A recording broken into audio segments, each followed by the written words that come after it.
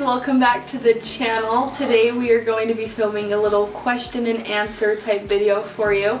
Earlier this week I opened up a question box on my Instagram account and I asked people to post any questions they might have for me. So I'm going to answer my most frequently asked questions, and little Miss Millie's going to join us. So it should be kind of interesting. Let's get into it. Alright, so my first question that I got asked a lot was, what is my advice for new moms? My biggest piece of advice is to don't feel pressured into what other people are telling you what to do. You know your family and your baby the best, so do what you think is best for them.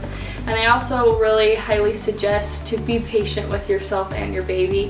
When they're first born, they're still learning as well as you are, so just be patient with both of you, and your baby can sense your anxiousness and if you're stressed out, and it'll just cause more problems. So try to stay as calm as you can and just roll with it.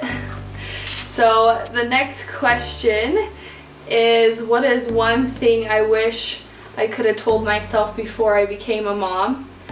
And honestly, as I've been thinking about this one, it's that I would do better than I thought I would. I came into this whole motherhood journey with kind of a little bit more knowledge and experience than most people, but I was still shocked at how well and how easily I adapted to the whole motherhood thing. So you got this, moms.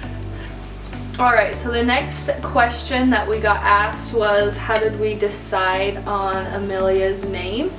So we just really liked Amelia, and I loved the nickname Millie. Ever since I was pregnant with her, it was just one of our top names. And then we always knew that we wanted her middle name to be Jo. Ethan has a grandma named Jo, and one of my grandmas is named Jo as well, and we just wanted to honor them and have that be a little special meaning to her name. So we were deciding between McKinley and Amelia when she was born. And when we got admitted to the unit I work on after Amelia was born, my coworkers had decorated the room and made it all fun and cute, and they had written Amelia on the board. And we were like, that's just supposed to be her name, so we went with it. But after she was born, we were all calling her Amelia from the beginning. So we just thought it stuck and it fit her well when we saw her. I got asked what my favorite TV show is. Quite honestly, I don't watch a lot of TV, but when I do, I've been watching Night Shift lately on Netflix, and I really like the whole medical aspect of it, and it gets me all thrilled and adrenaline pumping while I watch it. My biggest regret in life, I honestly think this would be letting people control my emotions and like walk kind of all over me and take advantage of me. This is one thing that like I've been trying to be better at lately, and just kind of be my own self and not worry about what other people think and whatnot. But that's probably my biggest regret. Alright, so what are my goals for the future? I don't have any like huge goals right now. I did have an itch to go back to school and get my master's degree, but that's just not something I want to do long term. It was just to do something. So I honestly think for our family, when we want to move, probably we'd like to move somewhere different and away from our hometown, just to be kind of away and on our own adventure. But I don't know if that will really happen, if we'll actually be brave enough to do it, but I think that would be fun. How did you graduate and become a nurse so young? So I went to nerd school, is what I like to call it. It was an early college high school, so it specialized in getting their juniors and seniors admitted to like the Weber State University, and their goal was to get you graduated with your associate's degree before you graduated from high school. So I took advantage of that and got my associates in general studies from Weber State before I even graduated high school. And I did all of my prerequisites for nursing during that time, so I got accepted into nursing school right out of high school. And then I chose to go to the fastest program in the state of Utah for nursing school because I just wanted to be done as soon as I can. My goal was to become a nurse when I was 19 years old, and I did it, so I'm super proud. It was hard, but it was a fun little journey, and I'm glad I did what I did. And next thing, what is my favorite thing about nursing? I love helping people and building a connection with others. It's kind of pathetic, but when I go and say goodbye to my patients at the end of my shift and I tell them good luck and wish them on their way, I kind of get all teary-eyed and emotional because I love my job so much and I'm super passionate about it. Some open thoughts about being a mom, honestly. Yep, she'll tell you. It's the best thing that's happened to me. She's helped me in some dark times and some hard places, and she's really been super fun and has made the transition to motherhood a lot easier than I thought it would be. I got asked on how to exercise while being a mom or how to stay active and fit. My biggest advice, I get asked this quite often, and I honestly think setting a schedule and having a routine is what's gonna help you the most. So like every morning we get up, have breakfast, and go to the gym. That's just kind of what we do. And I think it's helped because it helps me, I have like expectations for the day. Millie knows that that's our routine, and we just kind of go to our gym. I highly suggest finding a gym that offers childcare because it's super nice to go drop her off, and then I can have an hour to an hour and a half each day to just kind of be by myself and clear my mind, and it's just something I honestly look forward to it because I feel like it's my me time and whatnot. So I think that's the biggest thing.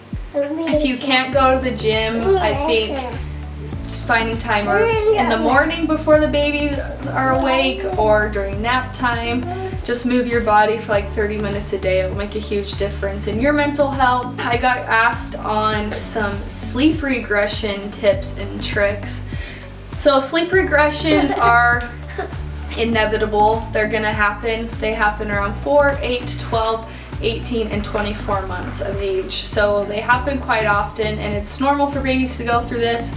It's also associated with like a leap in their development as they're trying to learn new things and adapt to getting older.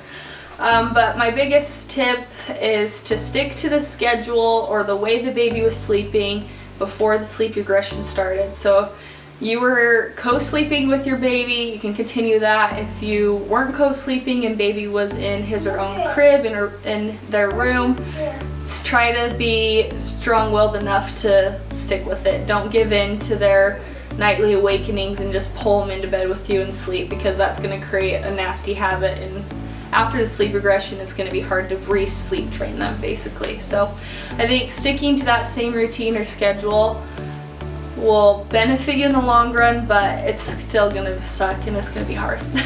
Honestly, sleep regressions are not fun.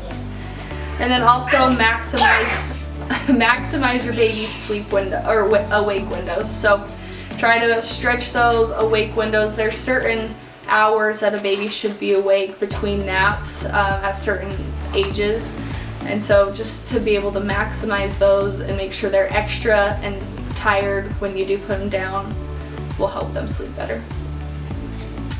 I got asked what my degree is in. I have a bachelor's in nursing from Dixie State University.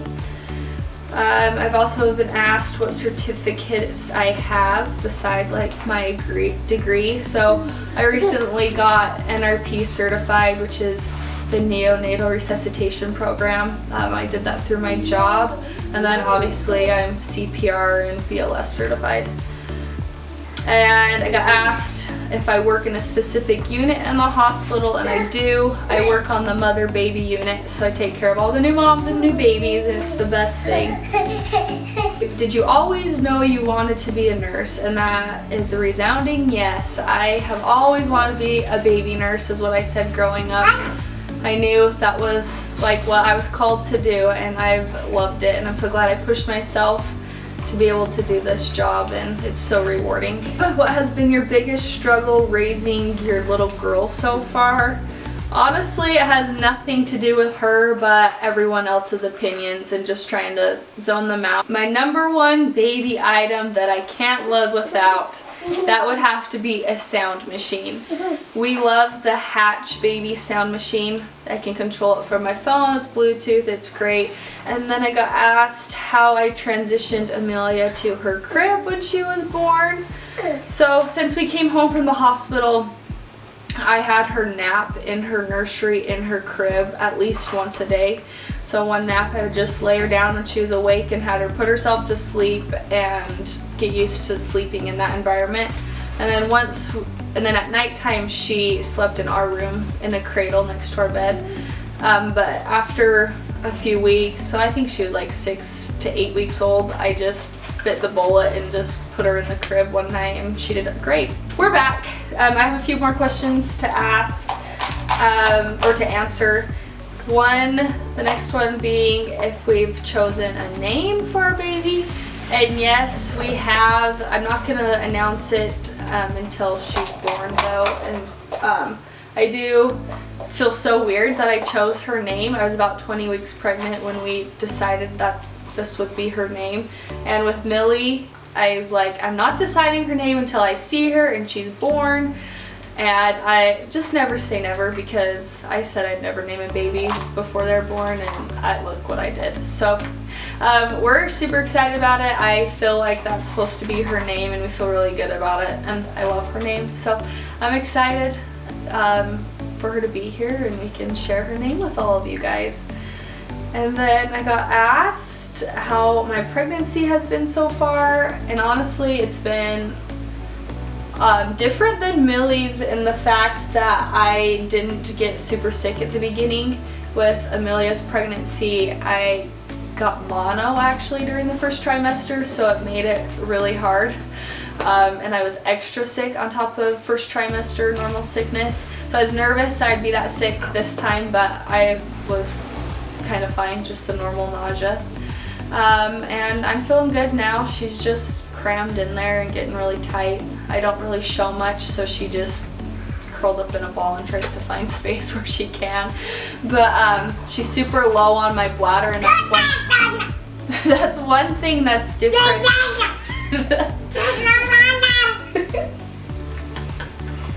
That's one thing that's different between the pregnancies, is Millie didn't sit that low, and I really didn't have much like bladder problems with her. But this time she's always like right on my bladder, and I feel like I need to pee constantly, but can't complain. It's been great. We are super excited. I can't believe we have about 10-ish weeks left and she'll be here, and it will be quite the adventure to adjust to 2 kids, and I'm super excited.